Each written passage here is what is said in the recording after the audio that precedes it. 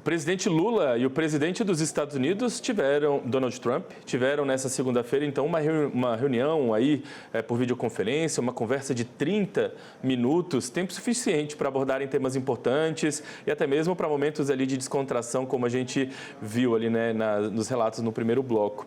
Vamos saber, então, agora o saldo desse encontro virtual, na minha conversa de agora ao vivo, com a professora e doutora em Relações Internacionais, Carolina Pavese. A Carolina já está com a gente aqui conectada, né, Carolina? Seja bem-vinda, primeiramente. Um bom dia, tudo bem com você? Bom dia, Felipe. Sempre bom estar aqui com vocês. Uma satisfação sempre nossa também recebê-la. Bom, Carolina, a reunião ela foi costurada em segredo ali, só foi anunciada pouco antes de acontecer de fato, enfim. Como você classifica a conversa entre os dois chefes de Estado, pelo menos com tudo que foi informado e com tudo que a gente acabou descobrindo de bastidores até agora? Como você classifica essa conversa? Felipe, essa conversa ela sinaliza um avanço positivo e nos dá aí esperanças de que é possível reverter principalmente o tarifaço, mas que ainda isso deve ser fruto de uma longa negociação. Mas essa conversa ela rompe com esse silêncio e essa dificuldade, esse impasse que estava colocado diplomático, principalmente no mais alto nível. Então nos coloca numa nova fase, mas ainda num processo muito embrionário de construção de um diálogo e de uma rota para que a gente possa retomar a normalidade das nossas relações com os Estados Unidos, principalmente na agenda comercial. Bom, pelo que a gente soube, né, aparentemente a estratégia do governo brasileiro foi uma abordagem quase que exclusivamente econômica. Ficou de lado ali uma questão ideológica, questão política. Você enxerga dessa forma também? Foi uma decisão acertada do governo tomar esse tipo de abordagem nesse momento? Foi acertada porque a gente precisava trazer Donald Trump para um pragmatismo, né, e demonstrar principalmente não só a importância dessas relações do ponto de vista diplomático, mas também a importância dessas relações para os Estados Unidos. Acho que foi boa parte do recado que o presidente Lula entregou a Trump e que, muito provavelmente, essa linha de raciocínio é a mais convincente para fazer com que Trump perceba que há ganhos em retomar esse diálogo e em reverter essas tarifas. Inclusive, um ponto importante que foi divulgado dessa conversa é a observação de Lula de que dos países do G20, apenas 3 deles são os Estados Unidos têm um superávit comercial, dentre eles, principalmente o Brasil, né? Então, há uma perda estratégica para o comércio norte-americano com essas tarifas, e esse deve ser o tom dessas negociações. Embora também, Felipe, Lula aproveitou dessa oportunidade para pedir, para tocar na questão das sanções diplomáticas que foram colocadas sobre algumas figuras, principalmente do judiciário. Então ele trouxe para essa agenda algumas outras punições, digamos, que recaíram sobre o Brasil nesse tarifário que não se estende só à questão comercial, né? E o que a gente ouviu de relatos é que Trump não respondeu a essas colocações. Aliás, não foi feita nenhuma promessa por parte de Trump de que essas tarifas seriam revertidas ou de que essa política punitiva seria revertida. O que ficou claro é que se abre agora um espaço para um diálogo. Inclusive, Trump coloca aí Marco Rubio como a sua figura para poder encabeçar um diálogo que deve se estabelecer agora com Geraldo Alckmin e também com o Mauro Vieira, nosso chanceler das Relações Exteriores. Então, abre-se essa porta no mais alto nível e presidencial, mas agora é hora dessa parte mais técnica fazer esse dever de casa, e essas negociações certamente não serão fáceis. Bom, você falou aí, né, que o presidente Trump designou o secretário de Estado Marco Rubio para dar sequência nas negociações diretamente com o vice-presidente Geraldo Alckmin aqui do Brasil, né, e também com outros ministros. Enfim, eles vão preparar o terreno para um próximo encontro aí provável, né, entre Trump e Lula. Você acha que o diálogo com o Rubio, com Marco Rubio, pode acontecer de que maneira? Porque ele se mostrou uma pessoa muito, digamos assim, conservadora em algumas questões, né? Ele tomou algumas decisões aí diretas e punitivas em relação ao Brasil nesses últimos meses, então, mas agora abre-se esse diálogo direto. Você acredita que o Rubio vem de que maneira para esse diálogo? Rubio deve vir armado e com uma resistência a reverter essas tarifas sem obter nenhum ganho, né, para os Estados Unidos, além, evidentemente, desses ganhos comerciais que já estão estabelecidos, né? Esse é o momento agora de barganha. E os Estados Unidos sempre têm demonstrado nesse governo de Trump que utiliza muito dessas oportunidades para poder barganhar outras agendas.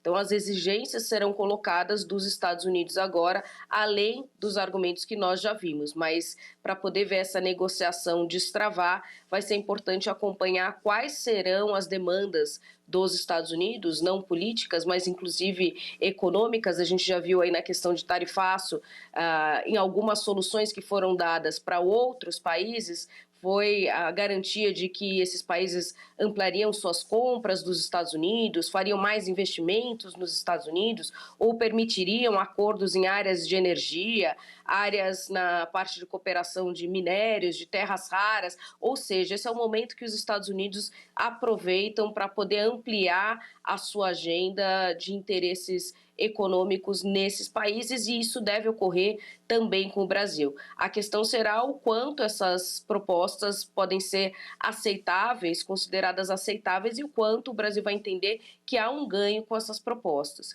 Em paralelo a isso, Felipe, a gente deve acompanhar ainda esse exercício que tem sido elaborado e que tem sido muito eficaz de diplomacia também empresarial. A gente viu os setores se articulando muito bem desde esse anúncio desse tarifaço, né, lá em julho, e tentando fazer um corpo a corpo, inclusive em Washington, com suas contrapartidas lá, para justamente fazer com que essa pressão venha também desses agentes econômicos, não só do Brasil, mas desses agentes nos Estados Unidos, para demonstrar para os políticos e para Washington que esses setores têm perdido. E isso a gente viu esse avanço conseguir ter sucesso em colocar aquela lista original de 694 produtos que ficaram isentos desse tarifaço, né? Dentre eles a gente destaca inclusive o suco de laranja, e a gente vê agora os produtos que não conseguiram entrar nessa lista também fazendo esse trabalho. Então é possível que a gente avance, se não numa revogação completa desse tarifaço, mas pelo menos com maiores concessões setoriais, pelo menos no curto prazo. Pois é, porque de fato a gente está sentindo aqui, né, alguns segmentos, alguns setores produtivos aqui do Brasil estão sentindo de fato o impacto mais forte desse tarifaço, mas nos Estados Unidos também. Tem alguns setores que já estão pressionando o governo, né, por conta dessas limitações ou dessas questões comerciais. Então, de fato, é de interesse deles também nesse momento, já deu tempo deles sentirem essa pressão e buscarem avançar nessas negociações também, né? Não é só do lado de cá, mas o lado de lá também já sente uma pressão. Né? Exato, e esses efeitos do tarifaço, a gente pensa, né, para setores específicos, isso afetou muito aqui a nossa economia, principalmente no agro, mas em termos gerais, a estimativa era de que esse tarifaço fosse ter um impacto maior negativo na economia e na balança comercial brasileira do que teve. Nós tivemos aí em agosto uma queda de quase 18% das exportações para os Estados Unidos, mas ao mesmo tempo a nossa balança comercial ela fechou positiva e com um aumento das exportações totais de mais de 3%, o que significa o quê? Que outros mercados foram rapidamente acionados e despertaram interesse em aumentar as suas importações de produtos brasileiros.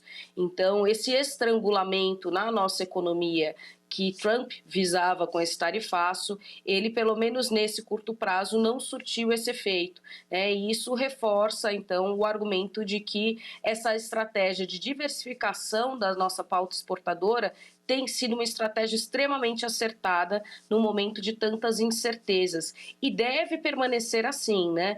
Felipe, é importante a gente ressaltar que a gente está ainda no primeiro ano de Trump e já foram vários anúncios de aumentos de tarifas, revogações de tarifas nesses 10 meses de governo. Então, é prudente imaginar que nesses próximos ainda 3 anos de governo Trump, muita coisa deve acontecer na sua política comercial e, portanto, a gente não pode baixar a guarda. É importante continuar investindo nas nossas diversificações e continuar também resgatando essas relações extremamente importantes que nós temos com os Estados Unidos. Carolina, eu tenho uma última pergunta aqui para fazer, que é quase especulativa, assim. Eu queria ouvir mesmo, de fato, a sua opinião em relação a essa questão, porque nesses últimos meses a gente vê que Donald Trump se posiciona como um grande negociador de fato, né? E aí ele joga as cartas na mesa, atrai o outro lado para perto dele, e aí na hora do vamos ver ali da negociação, ele acaba impondo o que ele quer. Ele trouxe, por exemplo, o presidente da África do Sul, o presidente da Ucrânia para a Casa Branca e acabou passando por situações constrangedoras com esses presidentes ali na hora do vamos ver. O pessoal foi cheio de boa intenção e acabou passando por questões constrangedoras. E tem muita gente falando que o presidente Trump está nesse momento bonzinho demais com o Brasil. O pessoal está tem gente dizendo, um pouco desconfiada com esse lado tão bonzinho nesse momento de Trump. Você acha que existe esse risco, de fato, de na hora do vamos ver ali, no encontro pessoal com o presidente Lula, ele mostrar de fato as garras ali ou as cartas que ele está escondendo? Existe esse risco. Como você colocou, já tem um histórico muito ruim, né, de humilhações públicas de figuras importantes, inclusive parceiros importantes para os Estados Unidos. Então, há esse risco e daí a importância de costurarmos muito bem esse acordo e haver um alinhamento muito claro dessas posições para que quando esse encontro, de fato, ocorra, esse encontro entre Lula e Trump, de fato ocorra, essas arestas já tenham sido aparadas e o que a gente tem ali é um aperto de mão e uma troca de elogios diplomáticos, sorrisos e fotografias, sem que isso configure uma situação de armadilha para o presidente Lula. Até porque, Felipe, isso comprometeria ou impactaria não só essas relações, né, bilaterais, mas a gente também está falando de uma situação delicada politicamente para o Brasil, onde essa nossa polarização política tem tomado partido em relação ao tarifaço, em relação às possibilidades do governo brasileiro de fato revogar as tarifas. Então isso também teria um custo político para o presidente aqui no Brasil e por isso precisa ser avaliado com muita cautela e haver um preparo muito grande de bastidores. Por isso também foi acertada essa costura um pouco nos bastidores, aliás, bem nos bastidores que nós tivemos dessa ligação, né? Isso já era sinalizado desde o encontro deles e da fala de Trump na Assembleia Geral da ONU, que abriu espaço para se marcar essa conversa, mas acho que isso sinaliza também a cautela que o governo brasileiro tem tido e que deve continuar adotando até que, de fato, nós tenhamos um acordo de preferência antes desse encontro. Muito bem, vamos ver aqui, a gente vai acompanhar o desenrolar, né? Tem muita água para passar debaixo dessa ponte e vamos voltar a conversar numa nova oportunidade, com certeza, a partir do momento que esses desdobramentos acontecerem, né, Carolina? Muito obrigado, viu, pela participação com a gente. Uma ótima semana para você e até a próxima. Foi um prazer, uma boa semana para vocês e vamos acompanhando. Vamos lá, então.